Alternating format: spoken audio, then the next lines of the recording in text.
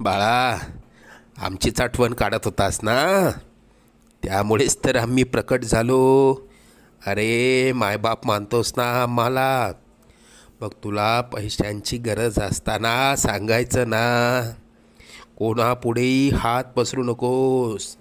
लोक 2-4 हजारांची मदत करतीलही, पण तुझ्या मागे सर्वांना तुझी मजबुरी हसत सांगतील.